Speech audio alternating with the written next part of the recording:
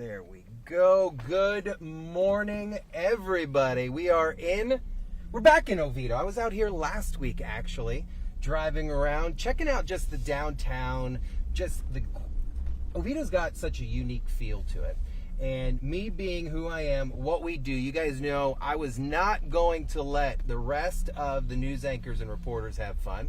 And who am I going to have to talk to? I wanted to come out here and talk to the Oviedo police chief. So ladies and gentlemen, welcoming inside Results 1, I have Chief Coleman with the Oviedo Police Department. Welcome in, sir. Thank you. Thanks for having me. I appreciate you jumping in here, sir. You don't make the news often, which is a good thing, right? Try not to. Yeah. So we don't hear from you that often, but we always hear such really cool things about Oviedo. I know a good portion of your officers, so it's nice to actually get out to this side of town. So tell me a little bit. I like to start these things off about you. When did you start law enforcement? I started law enforcement in '85 up in the Panhandle, but I've been Where in the Panhandle? Escambia County. Okay. I was a reserve deputy with the Escambia County Sheriff's Office. They were going through some budget issues, and it looked like I wasn't going to be on full time. I was slated to be hired full time, but it looked like it wasn't going to happen anytime soon. Right. Came down here, and my brother lived here at the time. He said Central Florida's booming, believe it or not, in '86. Okay. And Oviedo had an ad in the paper, which is how everybody did it back then. Right. You know? Just post it up, and you're like scrolling through. It's big bold print kind of thing. I had it in the classified, so I applied, was accepted, and I got hired in October of '86. October of '86. So this is the fun part. I was born in April of '87. I like doing that just because some people are like, wait, really, Steve? Like, man. So I'm sure, and you've done your most of, I would say, what, 95% of your law enforcement career then technically here at Oviedo. You could pretty much say, yeah. Yeah, 100%. Right. Yeah, like being a reserve deputy, you got the feel for it, and you got the bitten by the bug, and then come out here and spend your career. So how long have you been here? I'm in my 39th year. 30? It'll be 39 in October, this October. Holy cow, Chief.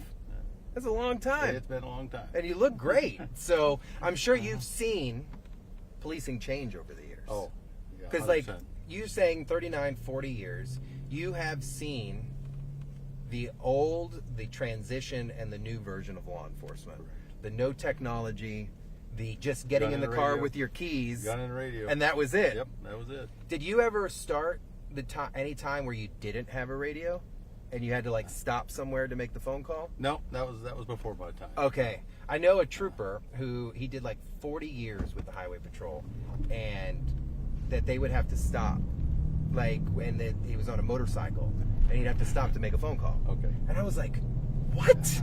I go, that's insane. Kind of crazy. We had converter comms, they called them. You put the radio, when you got in the car, you took your portable out, shoved it into a system in the car, which converted it to a mobile radio. Wow. So you could hear it in the car and stuff, but you had to hit the button and grab it as you left the car. It's kind of cool though to watch the developments and stuff. What would you say is the most unique change in law enforcement for you? The unique is the technology is one. Because it has just exploded. Okay. You know, when the cell towers and the cell phones started hitting the market, that's when you could just see that we're going to see so much more. You know, I remember when we had dial-up internet, and I was talking to a young guy who said, you know, one day we're going to have it everywhere.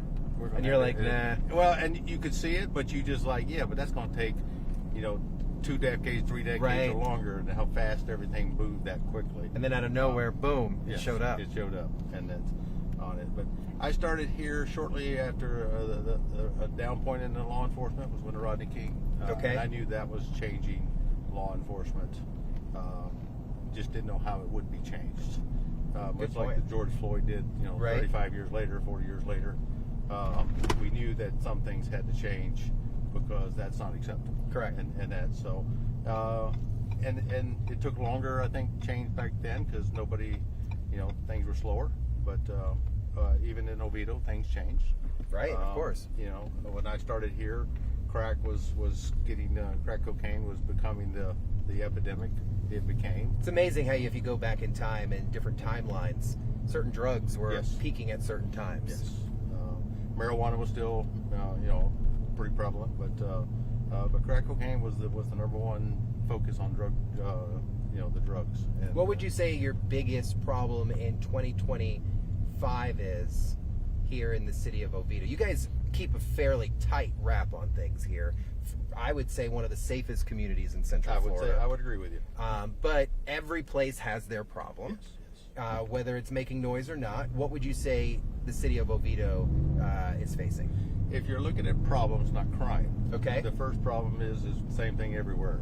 It's in your neck of the woods. It's traffic. Right. Everybody's frustrated with traffic, whether it's people driving too slow, too fast, congestion, whatever. It's traffic. Distracted drivers. You see it everywhere, and we see it here just as much as everywhere else. You guys got a pretty good-looking traffic unit, if I don't say so myself. We have a very active traffic unit Yes. as well, and but it's just trying to keep people safe, because that's our number one priority. Is no matter where it is or how it is, it's to Right. keep people safe. So that is and most of that's not criminal activity. It's civil citations. And that Right. type thing. Just So- getting the community to do what they're supposed to do. Yes, and after that, it's two things. One is the stuff that nobody sees but hits almost everybody is your online scams, frauds. Your bank account, your credit cards get hacked, all those type things. Do you think it's because of the style of community you have that Oviedo could be easily targeted like that? It's family, residential, stuff like that? It's a little. It takes. Yes, there's a combination of everything. Okay. It's a bedroom community. You can scam somebody in their home. Right. You don't have to be using a credit card at the store or whatever. And then the second thing after that is break-ins on the cars, or the thefts, the stuff that unlock cars. It's not. We don't Crimes of opportunity, right? Exactly. You leave if you lock your doors, you lock your cars, and you're not involved in criminal activity, in your own, you have a very safe neighborhood. You have a very safe place to live. That's pretty cool. And we strive to keep it that way. We make sure a lot of community outreach and a lot of that to make sure that we're doing what we can to remind people and get people to do what they need to do. How big is, with staffing, how big is the Oviedo Police Department? We have 75 sworn officer positions. Yep. And Are they fully staffed at this point? You guys No. constantly recruiting? we're like everybody else. Okay. There's no. I don't believe there's an agency Who's in fully Florida. staffed. And if they are, it won't be for too terribly long. Right, But, there's always a little drop or up. Yes, but we're better than we were 2 years ago. Okay. We're not too far off the where we need to be, and because with 75 sworn, you're always going to have somebody retiring, somebody change their life. So you always have the one or two. The harder part nowadays is we're sponsoring a good many of them. So we're back to sponsoring. Yes, and paying. Holy them to go cow. down. Yes, 100%. Guys, if you're watching this, wherever you're watching this, and you've ever thought about a career in law enforcement, those days were gone for many, many years. I remember when I first applied in law enforcement, 2009-ish, and it's like, they're like, yeah, pay for yourself. Get out of here. Yep. What are you talking about? Now I'm seeing these posters getting posted. Sponsor here. Apply now. Yep. Most people don't know. You guys pay them while We they're pay them there. while they're in the academy. Correct. That's pretty cool stuff. So you guys are actively recruiting constantly? We are, correct. And it's but the drawback to that is one is the good thing is we get people who couldn't afford to go because they're married with kids or something like that, and they have to have an income coming in. Yeah, dropping $4,000 or $5,000 off the top and then not getting paid while you're there. Correct. So what they do is this: but it also extends about 4 or 5 months for them to come on the road. So they can't be so they're gone. We hire them, we lock up a position, and then they go to the academy. Then once they get out of the academy, they do their FTO program like we used to do. But yes, that's a change that's not that's been very recent. But Oviedo is a great community. It is a great place to live. It's a great place to raise a family. Do you live out here in this area? I live in Chuliota. Oh, so you're close enough. I'm just a little close enough. right on the other side of the line. Yes. And when I moved out there 31 years ago, it was because it was a little cheaper and a little more. Right. A little more, where I came from was a little more rural. And My wife and I are looking for rural now, and it's like close to impossible to find something where you're not dropping $1 million, and I can't afford $1 million. So the east side and stuff like that. When it comes to the uniqueness of your town, what would you say drives people to Oviedo that you've seen from your experience being out as the chief? Heck, you've grown up in this agency. You've promoted through it through your time. What would you say that you think drives people to Oviedo? I think a couple things. One, if you have kids, the schools are top School district's great out and here. it doesn't matter which school you go to in or near Oviedo. It's a lot of people. Oviedo High School is a great school. Haggerty High School is a great Yep. school, and that's pretty much in Seminole County. But I'm going to speak for Oviedo. Of course, yeah, no. Seminole and, County's got a great district, but we're tooting Oviedo's horn today. We do. And if you're into sports, we have a ton of sports programs. Both schools have renowned programs from that end of it. That's one. But two is, even though we're grown, when I started here, we were about 6,500 residents. We're Now at at 40,000. And so, but it still has a bit of a hometown It feel. does. You can, when you show up to an event, when you go to a ball game, when you go to a city-sponsored event or any other sponsored event, you go to one of the churches, you just feel like this is a smaller town from the feel of it. I do think it goes along with how you guys have structured the infrastructure within the city, and like landscaping, I think goes a long way. But, true. Okay, like you go out towards, I'm trying to think, I'm from Kissimmee, so I'll say this. Kissimmee's been so overbuilt, Right. And it's been around for a long time, that you get to the heart of kind of Kissimmee and the 192 area, you kind of forget maybe, where am I kind of Right, thing, right. unless you're in the downtown area. Correct. Anytime I'm close to Oviedo, I know I'm in Oviedo. Right. And it's not just a look, it's a vibe. And I think that's by design. That's the purpose of it. Knew the growth was going to affect us. Either grows inside the city, but it also grows outside the city. I mean, most of the traffic coming through It's transient traffic. transient through. So you still want the people to feel like this is a place to be. This is a place that you can walk down the streets at nighttime, and you can. And I think that is. I believe that. I can tell you, there's a large part of the population that don't lock their cars, because we find out if they get Because they're calling you guys at some point. But the fact that they feel comfortable doing that does show you that they're, even though they may be a victim then, but it's still that they feel like, because Right. If you live in a bigger city or whatever, You're probably- definitely going to take extra steps to Yes, and protect yourself. So it's that type of atmosphere, and like I said, my family, my kids grew up here and benefited from Oviedo, and I would say to anybody, it's just a great place. It's a great place to live. So what? All right, some random questions. What is your favorite place to eat? Come on, you should have known something like that was Fish and coming. barbecue. That's because they're so good to you guys. Outside of Mission, we all love Mission. Is there a local spot that's good in Oviedo? Cafe Panuzzo's. What was that again? Cafe Panuzzo's. Okay, what kind? Just a good local. It's a family-run restaurant. It's, Okay. It's kind of like a Cheers place. Nice. You walk in there, they kind of Yeah. know who you are if you're a regular. They're just the food is great. I mean, but the way the they people treat their make it. people make it even a great place to be. That is so cool. Let's see, what else do I got from you? The best call that you can recall that you have been on that made you smile. And that could be as the chief that you rolled up on something, or best interaction with a citizen here in Oviedo that you can just remember and that you've remembered over your career. Catch me off guard Yeah. a little bit.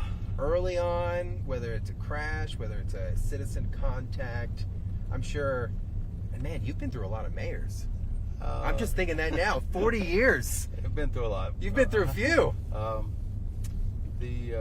Actually, I'll stall here a little bit. Yeah, go for it. We used to be a mayoral form of government till we went to a city council. Okay. For our city manager form of government. Right. And I was here when that transition happened. That should have. I'm sure that was interesting. Everybody didn't. A lot of it didn't even know what it meant to go to a city manager. Right, form of because they don't government. realize that the mayor's losing the power and Correct. it's being turned over And to him. He resigned from office, and they appointed a mayor at that council. Gotcha. meeting. And you were there for that. Yes. So you've seen changes. Oh, it's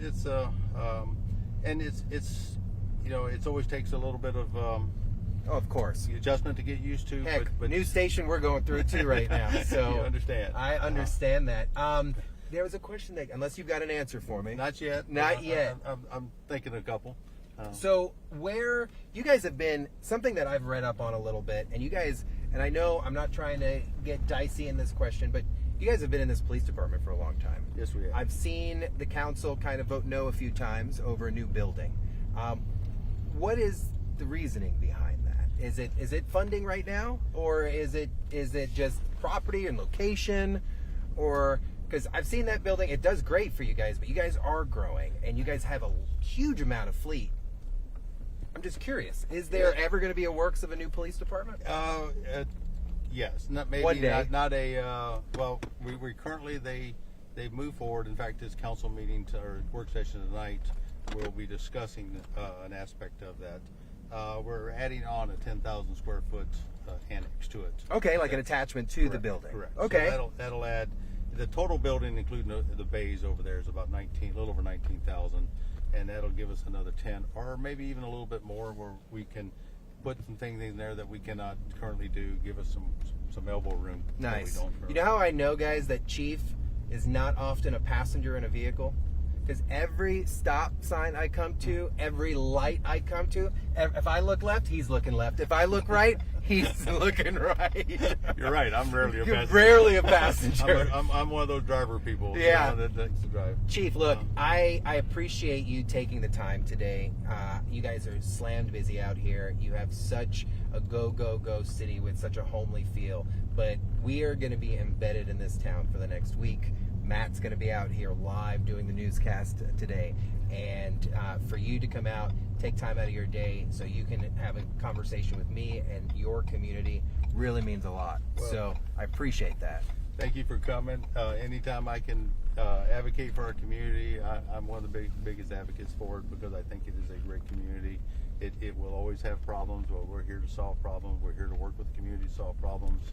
The police department's connected to the community. One of the things when we put the annex on this building is to have a training room, but it will also be a community room. Nice. Where we can interact with our Girl Scouts, Boy Scouts, HOA groups, so we're involved with them. And almost have a place to host your own events, basically. Correct. Right here at the police department. Correct. I like that. That is our goal. So we have a lot of anticipation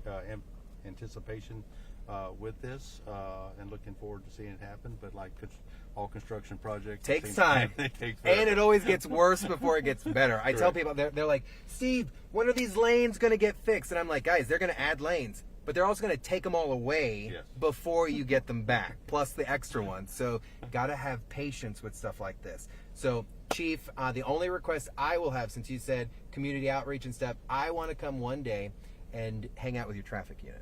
100%. I would love to do that. Anytime. I am still a sworn trooper. Okay. I'm still fully credentialed. I got my tack vest sitting right there just in case things go south when I'm out here doing results one. But I'd love to come see your traffic unit. And the reason why I'm obsessed with it, for you guys that know me, I love my cop gear. Yeah. And Oviedo set the standard almost many, many years ago by having some of the first ghost cars ever put on the road. Really? You guys were one of the first in Central Florida, the Chargers, that you guys put out. And I remember seeing them at the Oviedo Cops and Cars show. And I was just like amazed that Oviedo had these cars. And talking with them, they're like, we're not playing with traffic. Like, we're trying to keep our place safe. So I want to come at least spend a day with one of them. Anytime, sometime. I'm sure they'll be happy to have you. Do you ride motors? Oh, I was a motorman for 3 years. Well, we'll see what we can do. Okay, let's see. That'd be don't offer that, because I'd love to come spend some time on a bike. I'll have my guys check you out first. Yeah, like they'll be like, let's see if he actually knows what he's doing. I own a bike still too. So, well, Chief, thank you so much, guys. Make sure you're following Oviedo on all their social media platforms. The police department always getting the information out there. They always have community events coming up. Any community event that's taking place in Oviedo, you can guarantee that your police department is always representing there. So, Chief, thank you. Thank you to the city for allowing this to happen. And guys, stick around for WKMG Hits the Road, because we're going to be in Oviedo all week. We'll see you later.